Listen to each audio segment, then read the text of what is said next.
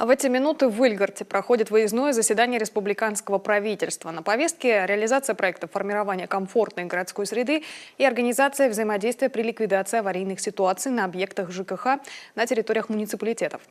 На месте сейчас работает мой коллега Максим Васильев. Максим, добрый день.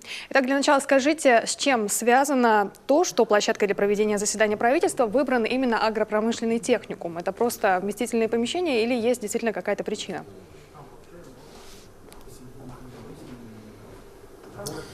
Да, Александра, здравствуйте. Сегодня правительство региона впервые применяет для себя новый формат. Это выездное заседание. Руководитель администрации главы Михаил Порядин назвал его, скажем так, хорошей практикой на будущее. А выбор места проведения, в общем-то, не случайен. Агротехникум вошел в число, скажем так, мест приоритетного проекта «Комфортная городская среда». Во-вторых, причина, очевидно же, техническая, чисто актовый зал намного просторнее и светлее, чем зал администрации района. И здесь все участники, и представители Кабмина, и представители муниципальных властей чувствуют себя вполне комфортно.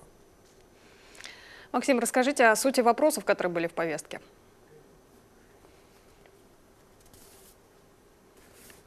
Да, главный вопрос это же, конечно же, приоритетный, можно сказать, национальный проект формирования безопасной городской, комфортной городской среды. От КОМИ в нем участвовало 5 муниципалитетов. Общая сумма финансирования 315 миллионов рублей. Это паритетные и федеральные, и региональные бюджеты.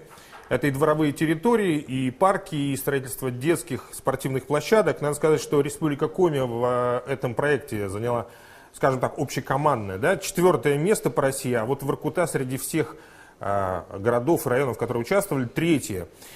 В этом году участников станет больше, 45 муниципалитетов подадут заявки на участие в этом проекте. И финансирование запланировано это 221 миллион рублей. В основном это Сыктывкар и Ухта, будет задействовано 130 общественных и дворовых территорий, 2 проекта с привлечением частных инвестиций. И будем следить за успешной реализацией этого проекта в этом году. Будем следить. Спасибо, Максим. На прямой связи со студией был мой коллега Максим Васильев. Он работает на выездном заседании правительства.